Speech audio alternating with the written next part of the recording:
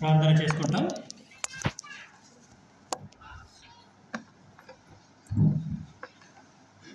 ప్రేమగల మా పరలోక తండ్రి, మహాపరిశుద్ధమైన దేవ, జీవం గల దేవ, జీవాధిపతి ప్రభువా, మరి మీరు మా జీవితంలో చేసిన మేలన్నిటికై, ఉపకారాలన్నిటికై మిమ్మల్ని ఆరాధించడానికి అనుగ్రహించిన అవకాశం కొరకు స్తోత్రం.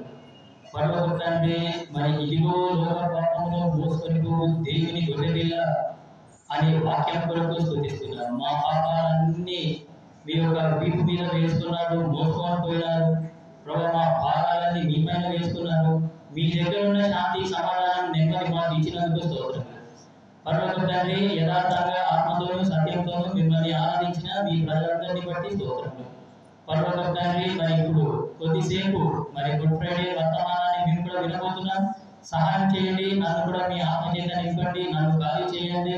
సిలువ వేయబడ్డ యేసుక్రీస్తు ప్రభువు మాత్రమే ఇక్కడ కనబడేలాగా సహాయం చేస్తూ రావాల్సిందిగా కోరుతూ, అంధకార చీకటి శక్తులన్నింటినీ విశ్వాసంతో యేసునామమున గద్దిస్తున్నాం, బంధిస్తున్నాం.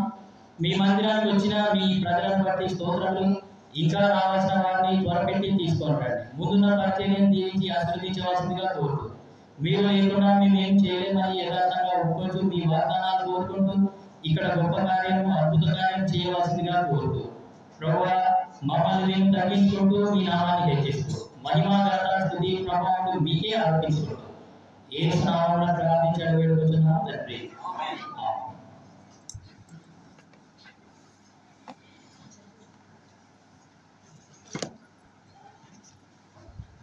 లూకా సువార్త 23వ అధ్యాయం.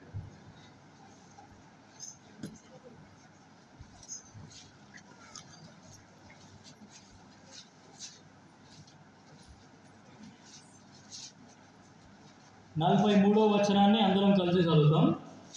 లూకా సువార్త 23:43 అందరం కలిసి.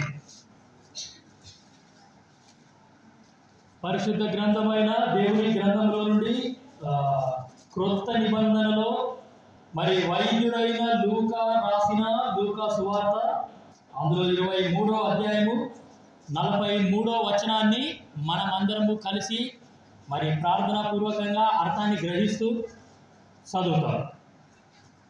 అందుకు ఆయన వానితో, నేడు నీవు నాతో కూడా పరదేశంలో ఉండు అని నిశ్చయముగా నీతో చెప్పుచున్నాను. మరొక పర్యాయం నేను చదువుతున్నాను. అందుకు ఆయన వానితో, నేడు నీవు నాతో కూడా పరదేశంలో ఉండు అని నిశ్చయముగా నీతో చెప్పుచున్నా నేను. చదువుకున్న వాక్యం దేవుడు మన కొరకు దీవించును గాక. సో దేవుణ్ణి ఆరాధన చేయడానికి ఇప్పటి వరకు దేవుడు మనకు సహాయం చేసినందుకు దేవునికి స్తోత్రాలు. సో కాబట్టి యెషయా 55:7 మంచి మాట రాయబడింది.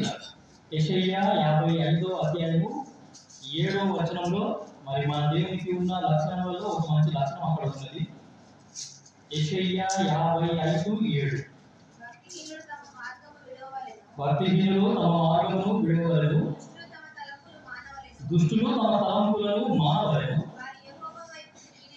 వారు యెహోవా వైపు తిరిగిన యెడల ఆయన వారి యందు జాలిపడును. వారు మన దేవుని వైపు తిరిగిన యెడల బహుగా క్షమించును. బహుగా క్షమించే దేవుడు. సో కాబట్టి ఇక్కడ చాలా మంది ఉన్నారు కదా, కొన్ని రకాల ప్రజలు ఉన్నారు, భక్తిహీనులు, దుష్టులు. సో వీళ్ళందరూ కూడా వాళ్ళ ప్రవర్తనను మానుకొని ఆయన వైపు తిరిగితే ఆయన ఏం చేస్తాడంటే బహుగా క్షమిస్తాడు. బహుగా క్షమించేది, ధారాళమైన క్షమాపణ సమృద్ధిగా ఈ దేవుడు క్షమించేటోడు. కాబట్టి అందుకే యేసుప్రభు అంటే నాకు చాలా ఇష్టం. సో కాబట్టి ఏం చేస్తామంటే చదువుకునే దగ్గర భాగానికి మనం వస్తాము. సో 23 లూకా సువార్త 43వ వచనం మనం చదువుకున్నాము. సో 23:43 యేసుక్రీస్తు ప్రభువారు సిలువలో పలికిన రెండో మాట ఇది. 23వ అధ్యాయము లూకా సువార్త 43వ వచనము, అందుకు ఆయన వానితో, నేడు నీవు నాతో కూడా పరదేశంలో ఉండు అని నిశ్చయముగా నీతో చెప్పుచున్నా నేను. యేసుక్రీస్తు ప్రభువారు సిలువలో మాట్లాడినాడు. నిజం చెప్పాలంటే యేసుప్రభు మస్తు కొట్టినారు. అప్పటికి 39 కొరడా దెబ్బలు కొట్టినారు. చేతులకి కాళ్ళకి గాయాలైనాయి. చేతులని మేకులతో కొట్టేసినారు. పక్కలో పల్లెం పొడిచినారు. తల మీద ముళ్ళ కిరీటం పెట్టినారు. అప్పటికే ముఖం మీద ఉంచినారు. ఈపంతా దున్నబడింది, రక్తమంతా కారిపోతుంది, ముఖమంతా రక్తం నిండిపోయింది, ఒళ్ళంతా రక్తం నిండిపోయింది. అసలు అటువంటి సమయంలో మాట్లాడడం సాధ్యమేనా? జరసేపు గంటసేపు ఇక్కడ నిలబడి వాక్యం చెప్పేసరికి నేను నీళ్లు తాగితే ఇందాక గంటసేపు కూడా చెప్పాలి. అన్ని శ్రమలు పొందిన తర్వాత కూడా, అన్ని నిందలు అన్ని అవమానాలు భరించిన తర్వాత కూడా యేసుక్రీస్తు ప్రభుల వారు 7 మాటలు శిలువలో పలికినాడు. ఎంత ధైర్యం ఉందో కదా యేసుప్రభుకి. ఎట్లయినా సరే లేఖనాలు నెరవేర్చబడాలి, ఆ లేఖనాలు నెరవేర్చిన తర్వాతనే నేను పానం విడుస్తాను, అప్పటి వరకు నా పానం పోవడానికి వీల్లేదు. లేఖనాలు నెరవేర్చడానికి యేసుక్రీస్తు ప్రభుల వారు 7 మాటలు పలికినాడు. సో కాబట్టి లాస్ట్కి ఇట్ ఈస్ ఫినిష్డ్ అని అంటే ఆదికాండం 3వ అధ్యాయంలో మానవుడు ఏ పాపం అయితే చేసినాడో దానికి విరుగుడు అనేది వచ్చేసింది. It is finished. సో ఇప్పుడు 2వ మాట మనము చదువుకున్నాం. 2వ మాట ఏమంటే, నేడు నీవు నాతో కూడా పరదేశులో ఉందువు, నిశ్చయముగా నీతో చెప్పుచున్నా. ఒక నిశ్చయత అనేది మనకు కనబడుతుంది. ఏంటి ఆ నిశ్చయత అంటే, పరలోకం అనేది నిశ్చయం, నరకం అనేది కూడా నిశ్చయం. పరలోకం అనేది నిశ్చయం, పరలోక రాజ్యం అనేది ఉంది. అందుకే యేసుక్రీస్తు ప్రభుల వారు ఏం చేసినారు, ఉపమానాలు చెప్పేటప్పుడు పరలోక రాజ్యం ఇట్లుంటుంది, పరలోక రాజ్యం అట్లుంటుంది, పరలోక రాజ్యం అంటే ఇది. ఒక రాజు ఆయన కుమారుడికి పెళ్లి విందు చేసినట్టు ఉంటుంది పరలోక రాజ్యం. పరలోక రాజ్యం అంటే తమ దివిటీలు పట్టుకొని పెళ్లి కుమారుని కొరకు ఎదురు చూస్తున్న కన్యకలను పోలి ఉన్నది పరలోక రాజ్యం. పరలోక రాజ్యం, పరలోక రాజ్యం ఎక్కడ చూసినా సరే పరలోక రాజ్యమే. యేసుక్రీస్తు ప్రభుల వారు పరలోక రాజ్యాన్ని పరిచయం చేయడానికి వచ్చినాడు. అప్పటి వరకు పరలోక రాజ్యం అంటే ఎవరికి తెలియదు. సో కాబట్టి యేసుక్రీస్తు ప్రభుల వారి లోకానికి వచ్చింది పరలోక సువార్తను తీసుకొని రావడానికి, పరలోకం గురించి మనకు బోధించడానికి, పరలోకం గురించిన అవగాహన మనకు కలిగించడానికి. పరలోక రాజ్యం అనేది నిశ్చయంగా ఉన్నది. 116వ కీర్తన, ఆ రాజ్యానికి కూడా కొన్ని పేర్లు ఉన్నాయి.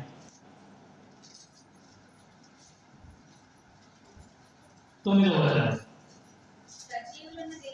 సజీవులున్న దేశములలో.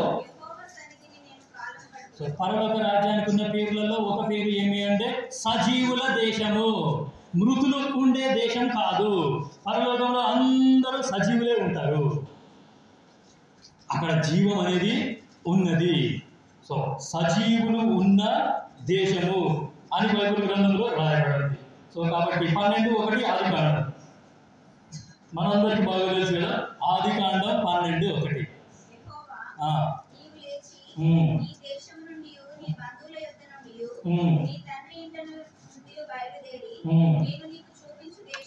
అదే పరలోకానికి ఉన్న ఇంకొక పేరు ఏంటంటే నేను నీకు చూపించే దేశము. అర్థమవుతుందా? ఒకటి సజీవులున్న దేశం, రెండోది దేవుడు చూపించే దేశము అని అర్థం. నిర్గమకాండం 3:8.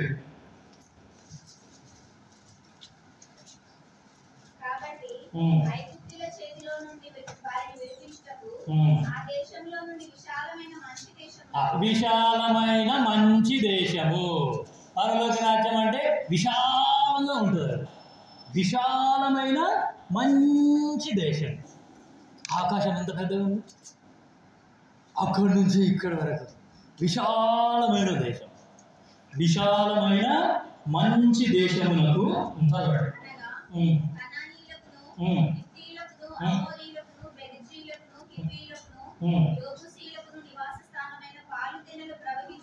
అదే పాలు తేనెలు ప్రవహించే దేశం.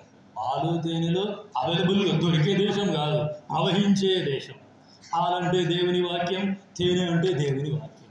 దేవుని వాక్యం అంటే ఎవరో కాదు, సాక్షాత్తు యేసుక్రీస్తు ప్రభుల వారు. యేసుక్రీస్తు ప్రభుల వారు ఉండే దేశం. పరలోక రాజ్యం అంటే అది సజీవులున్న దేశము. దాని తర్వాత పాలు తేనెలు ప్రవహించే నేను నీకు చూపించబోవు దేశం రెండోది. మూడోది పాలు తేనెలు ప్రవహించే దేశం. సో దాని తర్వాత ఇంకో 6, 8 నిర్గమకాండం.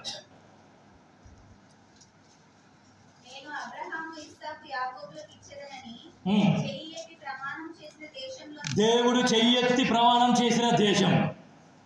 అందుకే ఇక్కడ దొంగతోని ఆ మాట అంటున్నాడు, నిశ్చయముగా నిశ్చయముగా నువ్వు పరలో దేవుడు చెయ్యెత్తి ప్రమాణం చేసిన దేశం. ఆయన ప్రమాణం చేసిండంటే మాట జవదాటినాడు ఆయన బైబిల్ ఎక్కడ కూడా లేదు. దేవుడు వాగ్దానం చేసినాడంటే అది ఖచ్చితంగా నెరవేరి తీరిందన్నమాట. నిర్గమకాండం 6:4.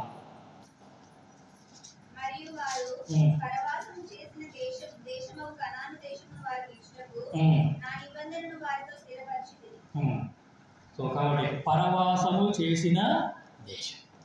సో కాబట్టి పరవాసము చేసిన దేశం కానాను దేశము అని కూడా దానికి పేరుందన్నమాట. సో కాబట్టి ఎన్ని పేర్లైనవి? 14:7 సంఖ్యాకాండం. ఎవరు రాసుకుంటలేదు? సంఖ్యాకాండం 14:7.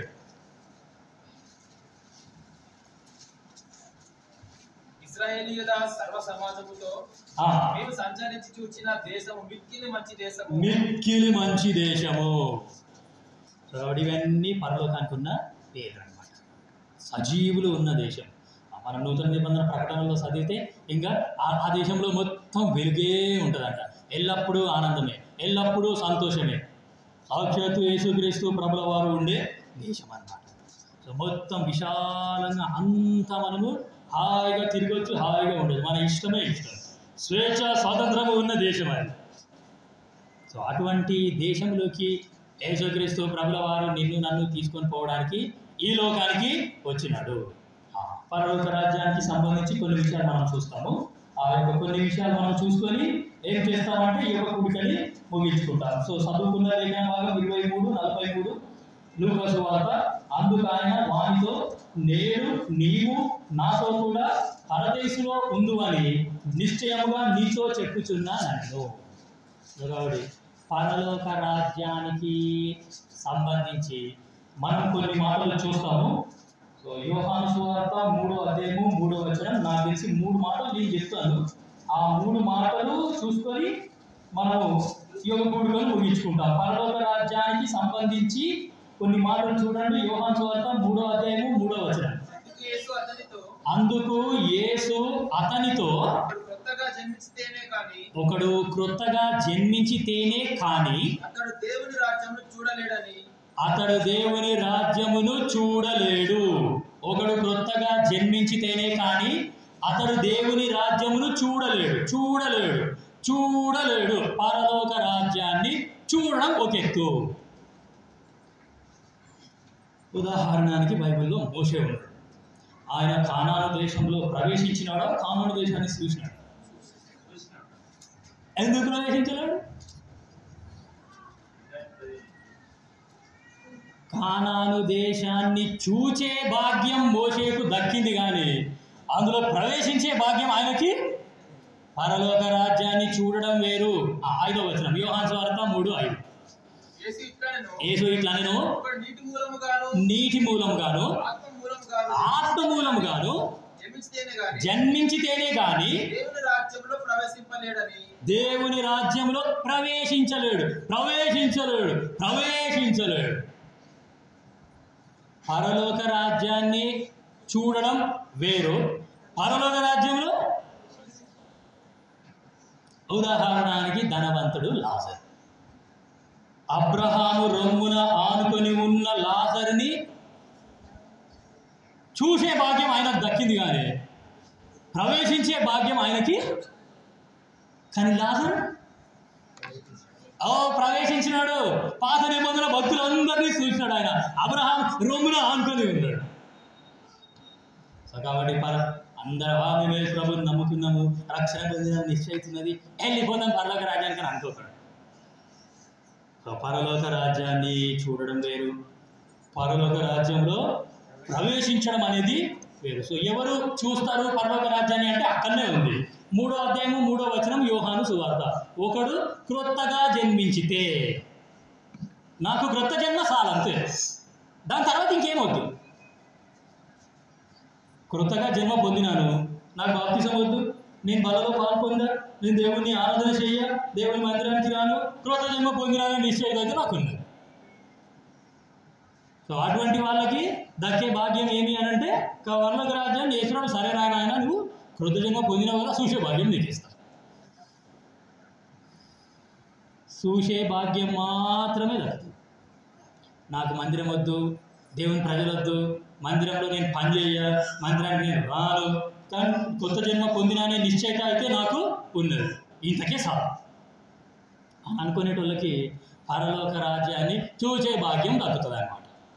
3వ అధ్యాయము 5వ వచనంలో రాయబడింది, ఒకడు నీటి మూలముగాను ఆత్మ మూలముగాను జన్మించితేనే తప్ప. నీరంటే దేవుని వాక్యం, ఆత్మ అంటే పరిశుద్ధాత్మ దేవుడు. ఇది సంగతి. నేను దేవుని వాక్యాన్ని వింటున్నప్పుడు పరిశుద్ధాత్మ దేవుడు నా లోపల పనిచేస్తాడు. నేను దేవుని వాక్యాన్ని చదువుతున్నప్పుడు పరిశుద్ధాత్మ దేవుడు నా లోపల పనిచేస్తుంటాడు. ఒక చిన్న అబద్ధం చెప్తే నా లోపల గుండె దొడదొడమని కొట్టుకుంటాడు. అప్పుడు నేనేం చేస్తా, ఓ ప్రభువా నేను అబద్ధం చెప్పాను, దయచేసి నన్ను క్షమించు. మనసులోనే ప్రార్థన చేసుకుంటాను అన్నమాట. మనసులోనే దేవునికి క్షమాపణ అడుగుతాను. కాబట్టి లోపల పరిశుద్ధాత్మ దేవుడు ఏం చేస్తున్నాడు అంటే తడుతున్నాడు, నువ్వు తప్పు చేస్తున్నావు. యేసుక్రీస్తు ప్రభుల వారి వాక్యం వినేటప్పుడు, సువార్త అనేది నీకు వినబడుతున్నప్పుడు పరిశుద్ధాత్మ దేవుడు నీ జీవితంలో పనిచేస్తాడు. నువ్వు వింటున్న వాక్యం నిజమైనది, నువ్వు వింటున్న వాక్యం సత్యమైనది, నువ్వు వింటున్న వాక్యం యథార్థమైనది. వాక్యంలో రాయబడ్డట్టు పరలోక రాజ్యం అనేది ఉంది, వాక్యంలో రాయబడ్డట్టు నరకం అనేది ఉంది. ఆ యొక్క భయంకరమైన స్థలంలో నుండి విడిపించడానికి యేసుప్రభు వచ్చినాడు. నువ్వు పాపాత్మునివి, నువ్వు ఒప్పుకో నీ పాపాలు అని వాక్యం నీకు వినబడుతున్నప్పుడు లోపల పరిశుద్ధాత్మ దేవుడు పనిచేస్తాడు. నిజమే, నువ్వు పాపాత్ముని, నీ పాపాలు ఒప్పుకో అని బలవంతం చేస్తాడు అన్నమాట. అట్లా ఆత్మచేత ఎవరైతే జన్మింపబడ్డారో అలాంటి వాళ్ళు ఏమవుతారు, పరలోక రాజ్యంలో ప్రవేశిస్తారు. ఆత్మచేత వాక్యము నీటి ద్వారాను ఆత్మ ద్వారాను ఎవరైతే జన్మించినారో అలాంటి వాళ్ళు పరలోక రాజ్యంలో ప్రవేశిస్తారు. అంతేగాని సో ఇష్టము యేసు ప్రభువుని నమ్ముకున్నాక కూడా నా ఇష్టం వచ్చినట్టు బతుకుతా నేను అని అంటే అవన్నీ పనికి. సో నేను నా ఇష్టం వచ్చినట్టు చేస్తే లోపల ఉన్న పరిశుద్ధాత్మ దేవుడు నన్ను తడతాడు, నువ్వు అట్లా చెయ్యొద్దు అని. కాబట్టి ఆత్మచేత నడిపింపబడడం, ఆత్మచేత జన్మించడం అనేది జరగాలన్నమాట. సో ఈ ఆత్మచేత జన్మించడం అంటే ఇట్స్ అ డైలీ ప్రాసెస్, ప్రతిరోజు జరిగే పని అన్నమాట. నేను రోజు ఇంట్లోకించి బయటికి రాగానే మా ఇంటి ముందునే పెద్ద సినిమా పోస్టర్ నాకు పెడతాడు. దాన్ని చూడకుండా ఎంత ప్రయత్నం చేసినా సరే, ఈరోజు పొద్దుగా లేవని ఆ పోస్టర్ చూడకూడదు అని ఎంత అనుకున్నా సరే తీస్తాను. అట్లా చూడంగానే లోపల ఎవరున్నారు, పరిశుద్ధాత్మ దేవుడు ఉన్నాడు. నువ్వు చూడకూడదు చూసినావు. సో అట్లా ఇట్స్ అ డైలీ ప్రాసెస్, ప్రతిరోజు ఇది జరిగే పని.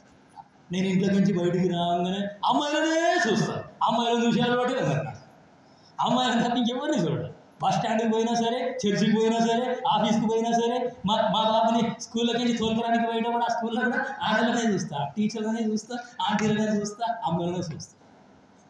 గిజుండు అలవాట్లన్నీ ఉంటాయి మనకి. It's a daily process. అట్లా చూసినప్పుడు లోపల పరిశుద్ధాత్మ దేవుడు ఏం చేస్తాడు, నువ్వు చూడకూడదు చూసినావు, లోపల తడతాడన్నమాట. So it's a daily process. So అట్లా ఎవరైతే జీవిస్తున్నారో, అట్లా ఎవరైతే సరి చేసుకుంటున్నారో, సో వాళ్ళందరికీ పరలోక రాజ్యంలో ఏముంటుంది, ప్రవేశం అనేది ఉంటుంది. సో జాగ్రత్తగా ఉండాలి. 18:3 మత్తయి సువార్త 18:3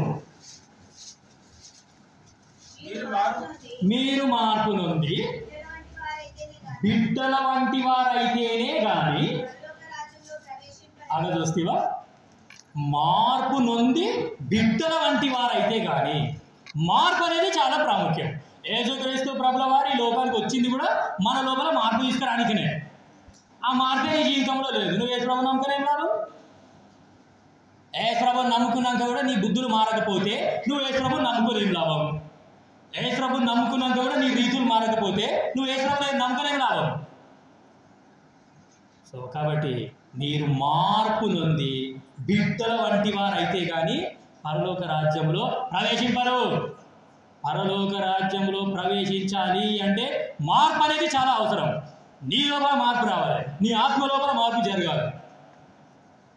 నీ పాత జీవితం అంతా యేసుక్రీస్తు ప్రభువు వారు కొట్టేస్తారు, నీకు నూతన జీవితాన్ని ఇస్తాడు ఆయన. అట్లయితేనే మనం పరలోక రాజ్యంలో ప్రవేశిస్తాం. మార్పు నుండి బిడ్డల వంటి వారు. బిడ్డల వంటి వారు అంటే నా లోపల కోపం ఏం పెట్టుకోవాలి. నేను నా కొడుకుని కొడుతూ నా కొడుకు ఇప్పుడు నా కొడుకు ఒకటి 7 సంవత్సరాలు, ఇంకోటి 2 సంవత్సరాలు, వాడిని కొడుతూ ఒకటి పగబెట్టుకుంటాడు నా మీద. అది మార్పు నుండి బిడ్డల వంటి వారైతేనే కానీ లోపల కోపము, ఈర్ష్య, కపటము, ద్వేషము, కుళ్ళు, కుతంత్రం, గర్వము, అహంకారం ఇవన్నీ ఉంటాయి. చిన్నపిల్లలకి ఏంటన్నా ఎంత సున్నితమైన మనసు ఉంటారు కదా వాళ్ళకు. మార్పు నుండి బిడ్డల వంటి వారైతేనే కానీ మనం పరలోక రాజ్యంలో ప్రవేశించము. 7:21 మత్తయి వార్త.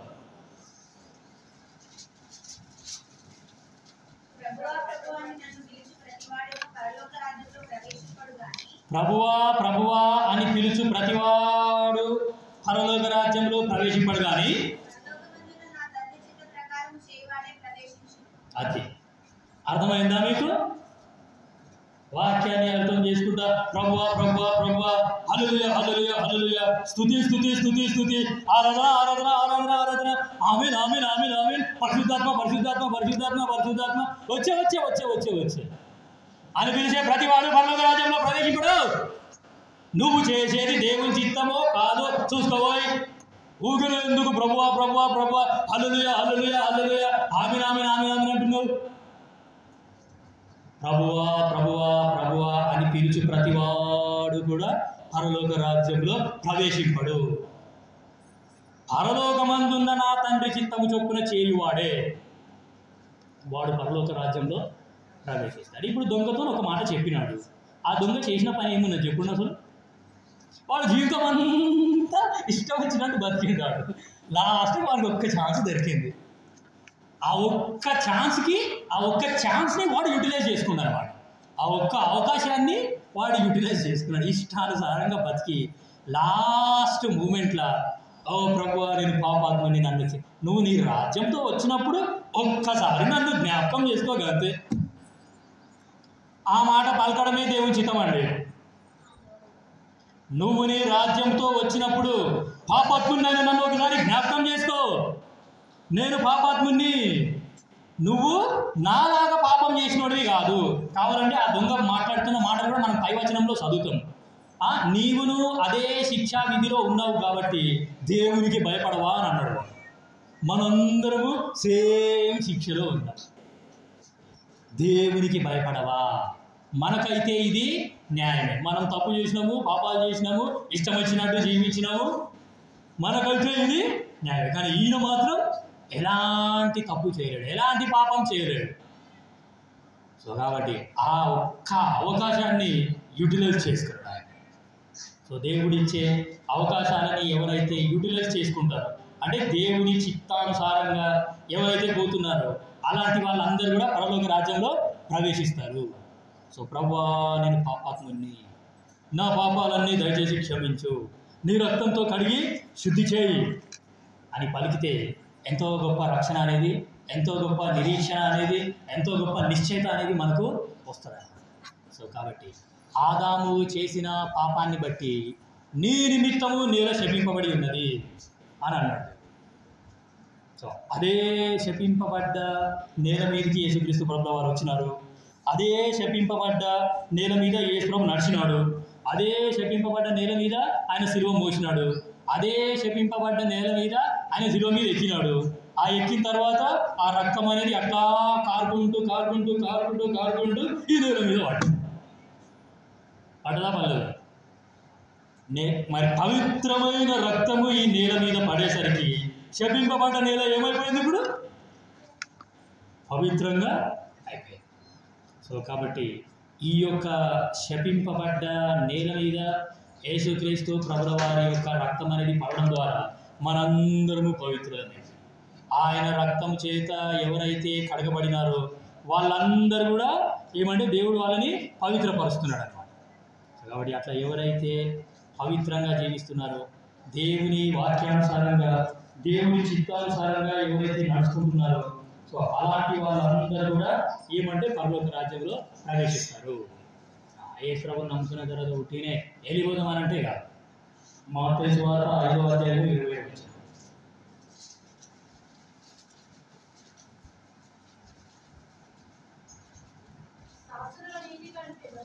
శాస్త్రుల నీతి కంటేను పరిసయ్యుల నీతి కంటేను మీ నీతి అధికము కాని ఎడల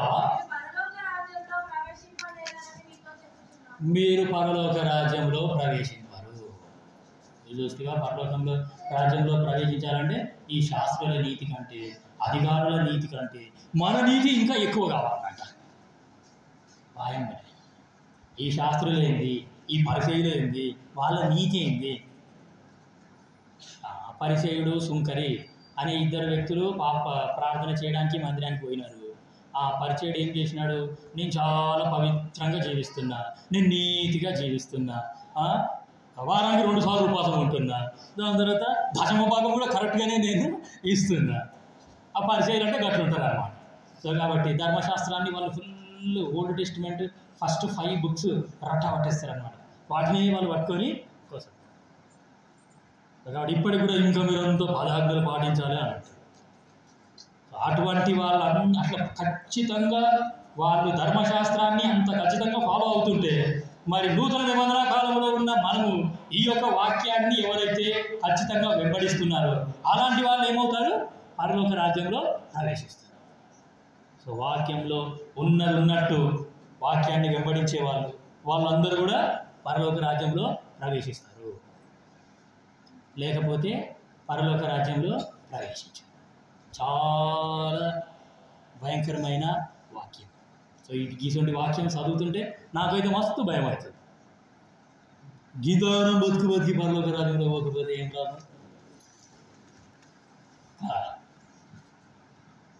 మార్కు సువార్త 10:28.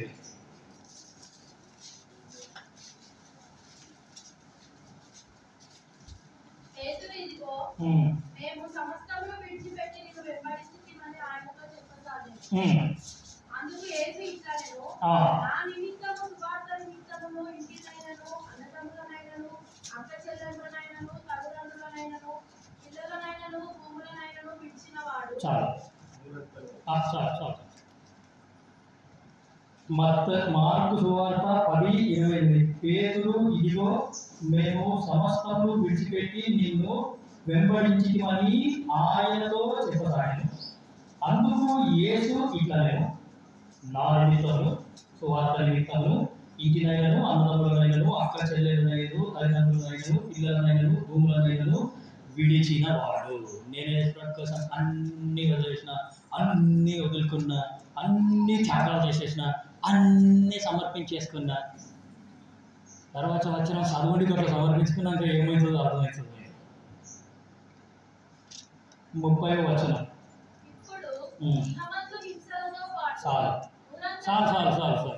ఇప్పుడు ఇహమందు నేను ఇస్రాయేల్ కోసం అన్ని వదిలేసిన తర్వాత నాకేమొస్తాయి?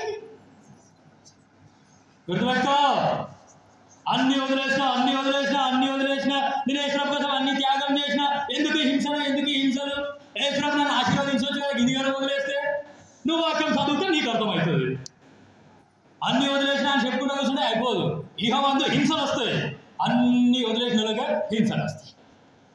ఇహమందు హింసలతో పాటు ఆ హింసలు అయిన తర్వాత, హింసలు లేకపోతే ఆ నూరంతలు ఉండదు. ఇహమందు హింసలతో పాటు నూరంతలుగా ఇల్లును, అన్నదమ్ములను, అక్క చెల్లెళ్ళను, తల్లులను, పిల్లలను, భూములను రాబో లోకమందు నిత్య జీవమును పొందునని మీతో నిశ్చయంగా చెబుతున్నాను. యేసుక్రీస్తు ప్రభువారి కోసం అన్ని వదిలేసిన అన్ని ఫస్ట్ వచ్చాయి హింసలే. ఆ హింసలని ఎదుర్కొంటే, ఆ హింసలలో నువ్వు యేసు ప్రభు కోసం నిలబడితే ఏమవుతుందంటే నూరంతల ఆశీర్వాదం. నువ్వేవైతే వదులుకున్నావో అవన్నీ నూరంతలు వచ్చేస్తాయి. ₹1 యేసు ప్రభు కోసం వదులుకుంటే ₹100 వచ్చేస్తాయి. ఆ వదులుకున్న తర్వాత నీకు హింసలు వస్తాయి, ఖచ్చితంగా వస్తాయి. కానీ నిరీక్షణ ఏంటి? నూరంతల ఆశీర్వాదం నా కొరకు ఉన్నది. ఇక ముందు హింసలతో పాటు. ఇప్పుడు చూడండి అపోస్తల కార్యములు 14:27.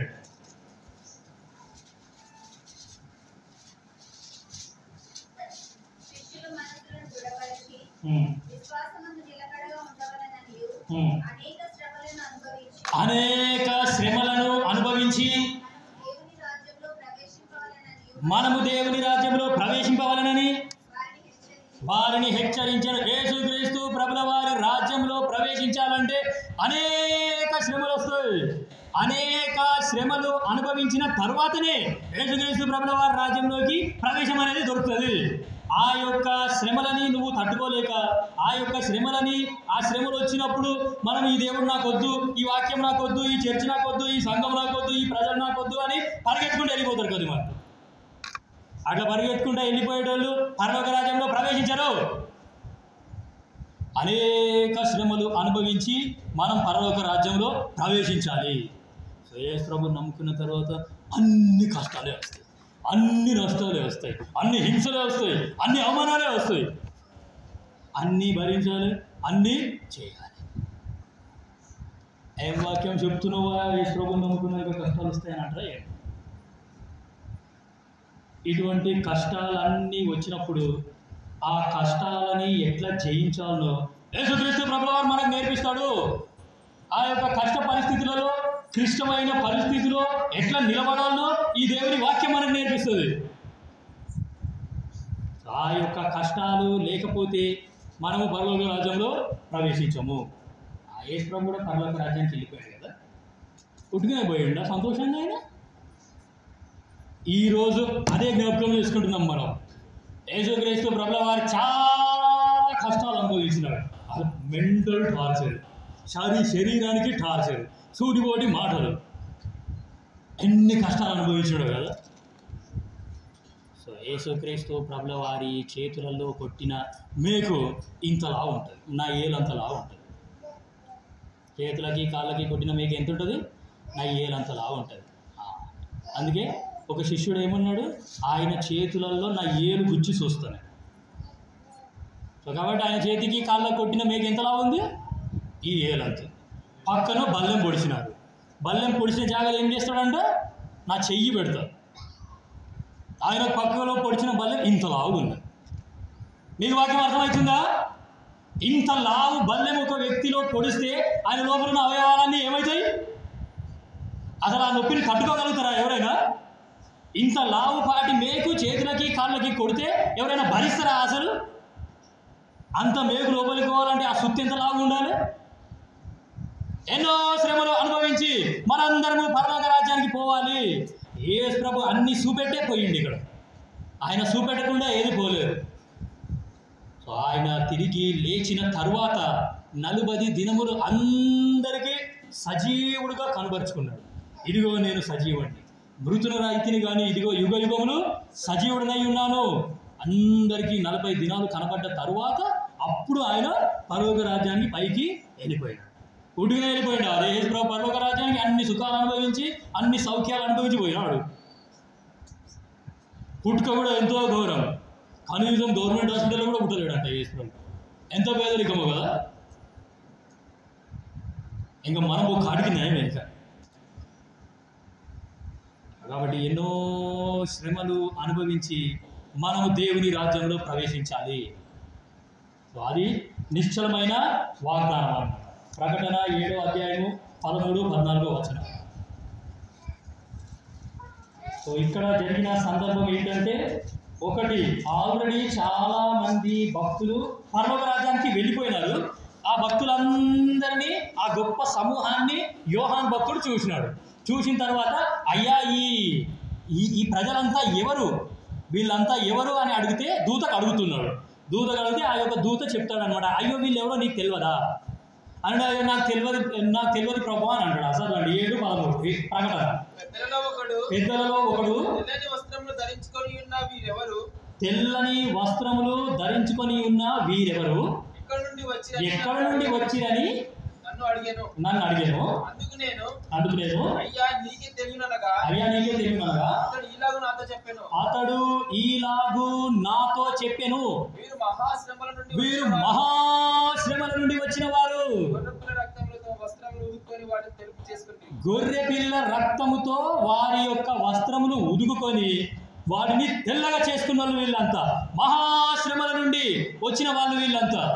పరలోక రాజ్యానికి పోయినారు అని అంటే వాళ్ళు ఉట్టిగా ఈ లోకంలో హాయిగా సుఖము సంతోషము సౌఖ్యాలు అనుభవించిపోలేదు, మహాశ్రమల నుండి వచ్చినారంట. యేసుక్రీస్తు ప్రభుల వారిని నమ్ముకొని మనము నీతిగా న్యాయంగా ఉంటున్నామంటే ఈ లోకానికి పంపాలి. గొర్రె పిల్ల రక్తము చేత తమ వస్త్రములు ఉతుకుకొనిన వారు. నా హృదయాన్ని ఏం చేసినాను నేను, ఆ యొక్క గొర్రె పిల్ల రక్తంలో కడుక్కున్నాను. అట్లా కడుక్కున్న తర్వాతనే ఈ శ్రమలన్నీ వస్తాయన్నమాట. సో ఇటువంటి శ్రమలలో, ఇటువంటి హింసలలో, ఇటువంటి బాధాకరమైన పరిస్థితులలో ఎట్లా నడుచుకోవాలనో అదే మనం మందిరానికి వచ్చి నేర్చుకుంటున్నాం. బైబిల్ స్టడీకి వచ్చి నేర్చుకునేది అదే, ప్రార్థన కూడికకి వచ్చి నేర్చుకునేది కూడా అదే.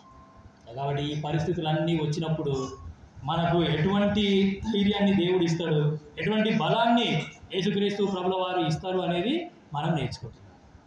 సో కాబట్టి ఎన్నో శ్రమలు అనుభవించి మనం యేసుక్రీస్తు ప్రభుల వారి రాజ్యంలో ప్రవేశించాలి.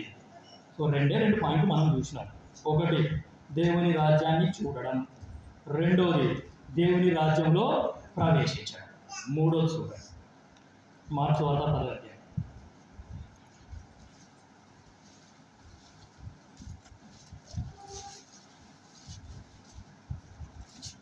మార్కు సువార్త 10వ అధ్యాయము.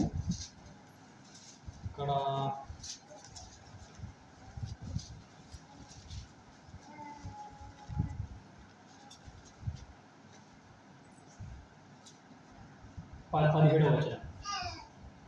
ఆయన బయలుదేరి మార్గంలో పోవచ్చుండగా ఒకడు పరిగెత్తుకొని వచ్చి ఆయన ఎదుట మోకాళ్ళుని, సద్బోధకుడా, నిత్య జీవమునకు వారసునకు నేనేమి చేయుదునని ఆయన అడిగాను. ఇది మూడో సంగతి.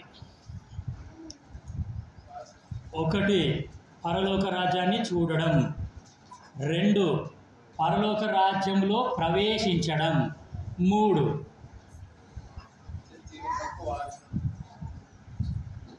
మా నాయనకు 100 కోట్లు వస్తుంది, బ్యాంక్ బ్యాలెన్స్ కరెక్ట్ 100 కోట్లు ఉన్నది అనుకోండి, ఆ భూములు కూడా 100 కోట్లే ఉన్నాయి, వ్యవసాయ భూములు. I am the one and only son,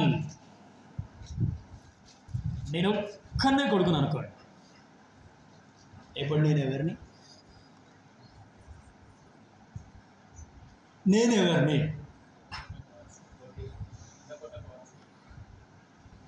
నేను కష్టపడేది ఏమన్నా ఉందా అందులో? మీకు అర్థమవుతుందా వాక్యం? యేసుక్రీస్తు ప్రభుల వారు కష్టపడ్డారు, ఫ్రీ, ఉచితంగా మనల్ని వారసులని చేసేసినాడు ఆయన. మనము నిత్య యేసుక్రీస్తు ప్రభుల వారి చేత నా కుమారుడా, నా కుమార్తె అని పిలిపించుకుంటే మనందరము ఆ యొక్క పరలోక రాజ్యానికి వారసత్వంగా ఆ యొక్క పరలోక రాజ్యం అనేది మనకు వచ్చేస్తుంది. సో పరలోక రాజ్యంలో ఫస్ట్ లైన్లో మనం ఉంటాం అన్నమాట. కాబట్టి ఇంకా యేసు ప్రభుని ఎవరైనా హృదయంలో అంగీకరించకపోతే దిస్ హెవెన్ ఈజ్ ఫ్రీ, నువ్వు కష్టపడాల్సింది ఏమీ లేదు. కష్టాలన్నీ యేసు ప్రభు పడ్డాడు, నష్టాలన్నీ యేసు ప్రభుకి వచ్చేసినాయి. మనకు శరీరానికి బాధలు కలుగుతాయి అంతే, మన ఆత్మ మాత్రం చాలా క్షేమంగా ఉంటుంది. సో నిత్య జీవానికి వారసులు. సో మనందరినీ నిత్య జీవానికి వారసులను చేయడానికి సో యేసుక్రీస్తు ప్రభుల వారు ఈ యొక్క లోకానికి వచ్చినాడు అన్నమాట. సో 3 విషయాలు మనము చూసినాము. పరలోక రాజ్యానికి సంబంధించి పరలోక రాజ్యాన్ని చూడడం. నాకు రక్షణ చాలు, ఇంకేమొద్దు. రక్షణ గురించి అందరూ బోధిస్తున్నారు. బయట అదర్ డినామినేషన్లు బోధిస్తలేరా రక్షణ గురించి? మనకంటూ మంచిగా బోధిస్తుంది.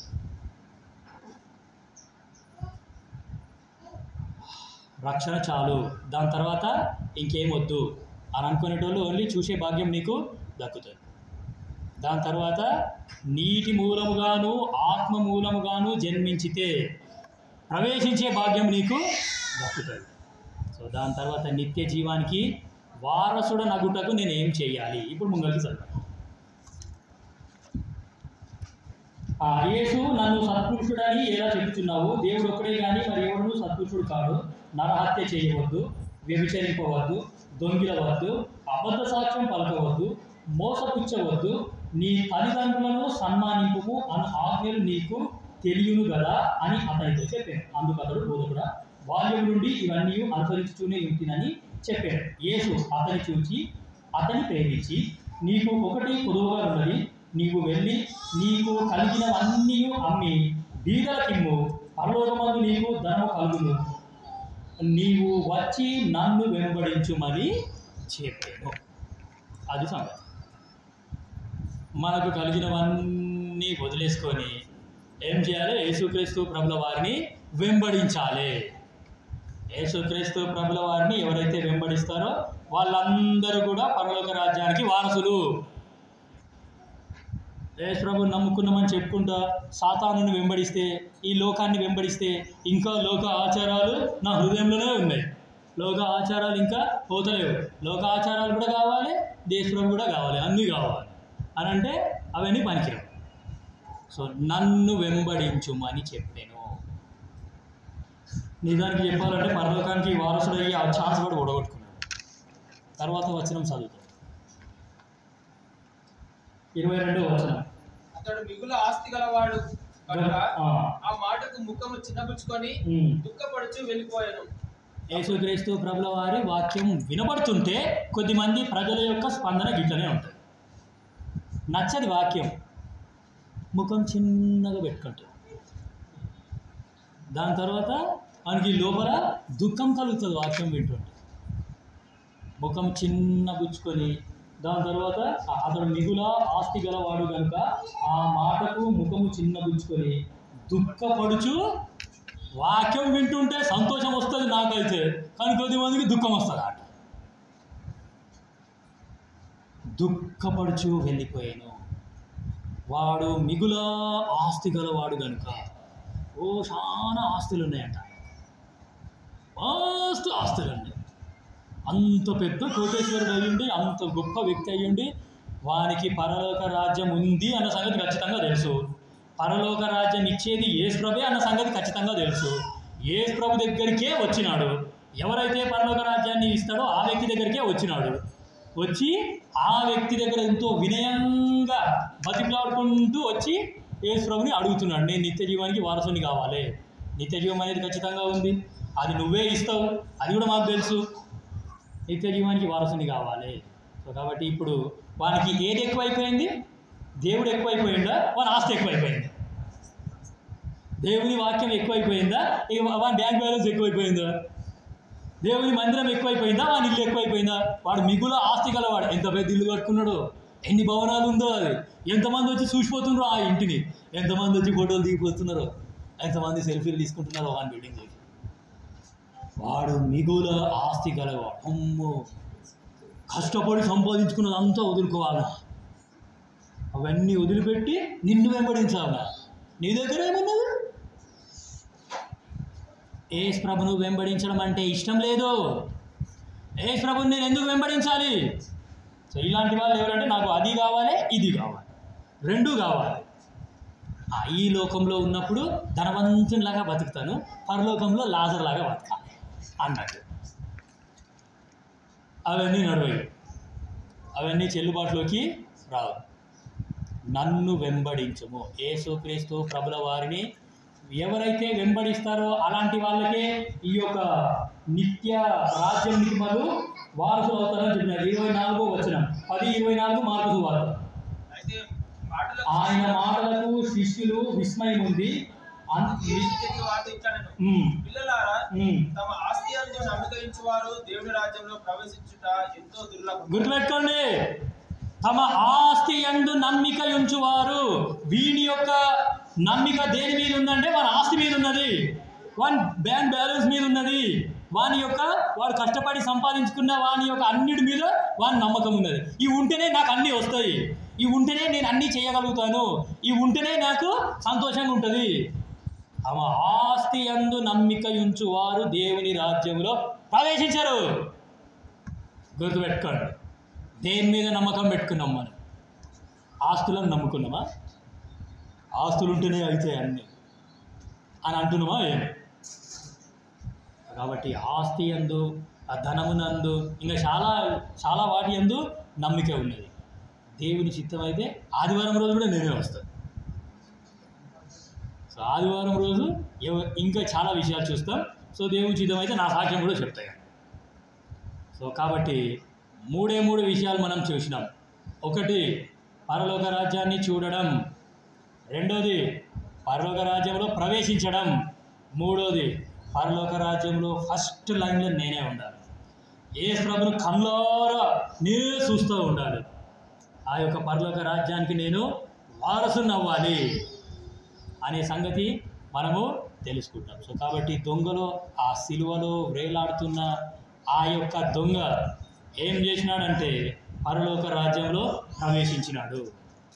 యేసుక్రీస్తు ప్రభుల వారు నిశ్చయంగా అక్కడ వాగ్దానం చేసినాడు, నేడు నీవు నాతో కూడా పరదేశులో ఉందువు. సో పరదేశు అనే మాట చాలా అద్భుతమైన మాట అన్నమాట. సో కాబట్టి యేసుక్రీస్తు ప్రభుల వారు గుడ్ ఫ్రైడే రోజు ఆయన ఏం చేసినాడంటే చనిపోయినాడు. గుడ్ ఫ్రైడే రోజే సమాధి చేయబడ్డాడు. సమాధిలోకి వెళ్ళిపోయిన తర్వాత ఏం చేసినాడంటే సమాధులలో ఎవరైతే ఉన్నారో వాళ్ళందరికీ సువార్త చెప్పాడు. అర్థమైందా మీకు? సమాధులలోకి వెళ్ళిపోయిన తర్వాత కూడా ఆయన ఎవరైతే రక్షణ పొందకుండా చనిపోయినారో వాళ్ళందరికీ సువార్త చెప్పేసాడు శనివారం రోజు. అంటే సప్కో 3 గంటలకు, ఈరోజు మధ్యాహ్నం 3 గంటలకు చనిపోయినాడు అనుకోండి, ఆయన 4 గంటలకు సమాధిలో చేసినాడు. ఈరోజు సాయంత్రం 4 గంటల నుండి శనివారం మధ్యరాత్రి 12 గంటల దాకా అందరి సమాధులలో ఎవరైతే చనిపోయినారో వాళ్ళందరికీ సువార్త చెప్పేసాడు. ఎందుకు ఇంత ఖచ్చితంగా వాక్యం చెప్తున్నాము అంటే పాత నిబంధనకి నూతన నిబంధనకి ఏముంది అని అంటే అక్కడ 400 సంవత్సరాల గ్యాప్ అనేది ఉంది. మలాకీ గ్రంథానికి మత్తయి సువార్తకి 400 సంవత్సరాల గ్యాప్ ఉంది. 400 సంవత్సరాల వరకు దేవుని యొక్క రక్షణ సువార్త అనేది ఎవరు ప్రకటించలేరు. సువార్త లేనే లేదు. దేవుని వాక్యం ఎవరు కూడా ప్రకటించలేరు. దేవుని వాక్యం అనేది భూమి మీద లేనే లేదు. దేవుడు సైలెంట్గా ఉన్నాడు. దాన్ని సైలెంట్ పీరియడ్ అని అంటారు. మరి 400 సంవత్సరాలు సువార్త ఎవ్వరు ప్రకటించకపోతే చచ్చిపోయిన వాళ్ళందరూ అడిగిపోవాలి. అందుకే ఖచ్చితంగా దేవుని వాక్యాన్ని చెప్తున్నాం. ఆయన సమాధి చేయబడ్డ తర్వాత సమాధులలో ఉన్న వాళ్ళందరికీ సువార్త చెప్పాడు. సజీవుడుగా ఆదివారం రోజు లేచినాడు. కాబట్టి అందుకే ఆయననే వెంబడించాలన్నమాట. ఆయన ఆఖరి ఆ సిలువలో ప్రాణం పోతుంది అన్న ఆ టైంలో కూడా ఒక ఆత్మను రక్షించినాడు. అది సేవ అంటే, అది యేసుక్రీస్తు ప్రభుల వారిని వెంబడించడం అంటే. కాబట్టి అట్లా ఎవరైతే త్యాగపూరితమైన సేవా పరిచర్యను ఎవరైతే చేస్తారో సో వాళ్ళందరినీ యేసు ప్రభు తీసుకొని పోతాడు అన్నమాట. సో దీన్ని మనం ఏమంటామంటే గుడ్ ఫ్రైడే. మంచి పని కొరకు యేసుక్రీస్తు ప్రభుల వారి లోకానికి వచ్చినాడు. మంచి పని సిలువ మీద చేసినాడు. నాకు గుడ్ ఫ్రైడే రోజు సెలవు కావాలి అని మా బాస్ అడిగితే మరి హృదయ రంజన్ మరి గుడ్ ఫ్రైడే అంటే అది సంతోష సమయమో మరి దుఃఖ సమయమో నాకైతే తెలియదు, కానీ మొత్తానికి నీ సెంటిమెంట్స్ని నేను ఇచ్చేయదు కాబట్టి నీకు సెలవు ఇచ్చేస్తున్నా. మాకు ఈరోజు సెలవు లేదు, నా సొంత సెలవు వాడుతున్నాను నేను. సో కాబట్టి అప్పుడు నేను నా బాస్కి చెప్పినాను, no it's a joyful occasion. నాకు రావాల్సిన శిక్షని యేసు భరించినాడు. సో కాబట్టి ఐఆమ్ ఫ్రీ, నాకు శిక్ష అనేది లేదు. సో కాబట్టి it's a joyful occasion. So కాబట్టి ఈ యొక్క వాక్యాన్ని ఇంతటితోనే ముగిస్తాము. సో కాబట్టి ఇంకా ఎవరైనా హృదయాన్ని కఠినపరచుకుంటే సో చాలా ప్రమాదంలో ఉన్నారు అనే సంగతి మీరు తెలుసుకోవాల్సిందిగా ప్రభు పేరుట మనవి చేస్తున్నాం. సో దేవుని చిత్తం అయితే ఆదివారం రోజు మీ ఫ్రెండ్స్ని కూడా మీ బంధువులను కూడా తీసుకొని రండి. సో నా సాక్ష్యంతో పాటు ఇంకా వాక్యాన్ని కూడా మనము పంచుకుంటాం. సో దేవుడి వాక్యాన్ని దీవించండి. ప్రార్థన చేసుకొని కూడిక ముగిస్తాం.